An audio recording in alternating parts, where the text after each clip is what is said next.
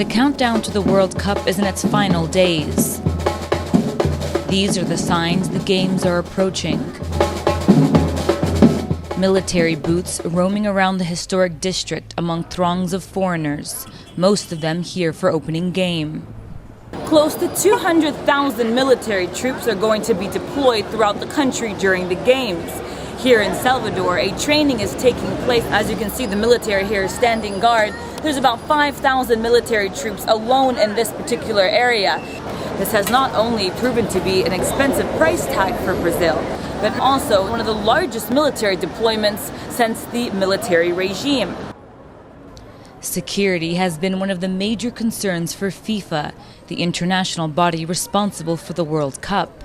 The government is going all out to ensure Brazil's foreign visitors they feel safe.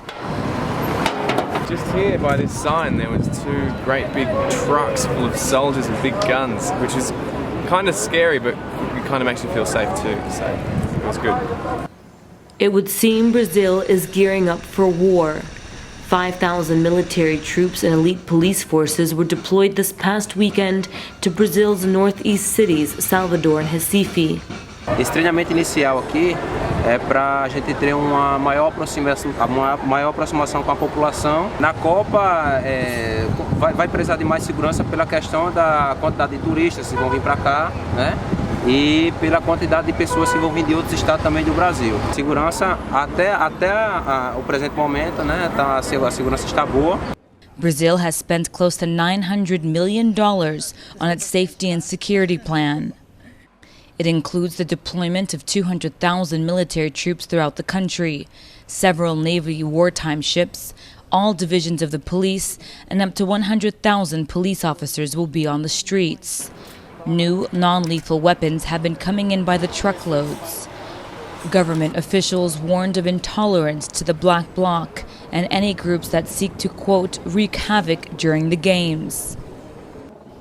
On the streets, the issue of security is a sensitive one. Salvador is one of the most dangerous cities in Brazil and throughout Latin America. Segurança sim, está tendo segurança. Isso tudo por causa da Copa, né? Foi trazido uma boa segurança aqui, né? Eu não acredito na segurança que existe aqui em Salvador para a gente atender a um evento como esse. Tanto que eu sou contra a Copa, não quero participar disso. Tem muita gente passando fome e eles estão investindo em coisa para os estrangeiros vir curtir. Essa é a mesma coisa de sempre, né? Se não tivesse a Copa, a gente vai investir mais em estádio e futebol. This week, German Chancellor Angela Merkel, along with several heads of state, will arrive in Salvador for the games at the Fonte. President Dilma will be in Salvador on Wednesday for the opening of Salvador's metro, which lay dormant for the past 14 years. Around the newly built $500 million soccer stadium, another narrative is unfolding. The mayor's office in Salvador has launched a major campaign to clear the city, especially areas around the Fonte, of its homeless population.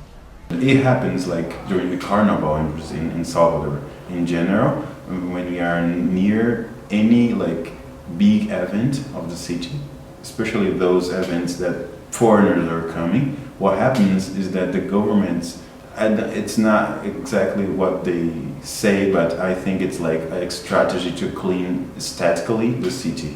So we are used to see these people disappearing during this period. Every day this past week, Salvador's homeless, living within the vicinity of the Fonte, have been savagely beaten and forcibly removed from where they sleep. O prefeito não presta, com essa Copa agora tira a gente da rua, expulsando, batendo na gente.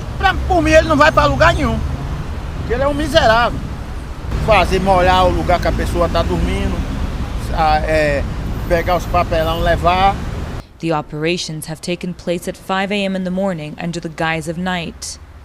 Most homeless are beaten or hosed down with water cannons and their makeshift homes destroyed. Para ajudar o mais fraco.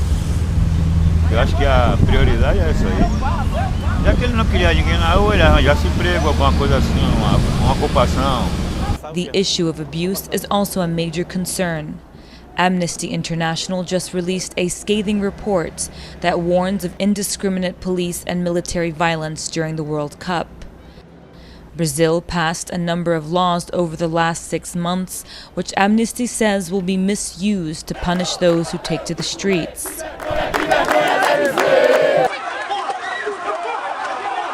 Images like these have come to symbolize the face of Brazil's notorious police. For the past few years, Brazil's security forces have been tasked with forcibly gentrifying communities. Their efforts have picked up in the past few months. The government's attempts to provide security to their sprawling slums through police pacification units has only led to more abuse and police violence. A number of police killings in UPP communities in Rio de Janeiro has unleashed a wave of anger in Rio's slums bordering the famous Ipanema and Copacabana beaches. Striking workers continue to intensify their actions. In Sao Paulo, a metro strike has gone into its 3rd day, paralyzing transportation in Brazil's financial capital. In Salvador, a number of hospitals, schools, and universities remain on strike. Trash workers are threatening to walk off their jobs this Tuesday, which would leave the city's newly manicured streets in a mess. While decorations go up to entice and entertain Brazil's guests, tensions remain high as Brazilians prepare for a month-long of unrest that is set to kick off alongside the World Cup. Jahan Hafiz for The Real News, Salvador, Bahia, Brazil.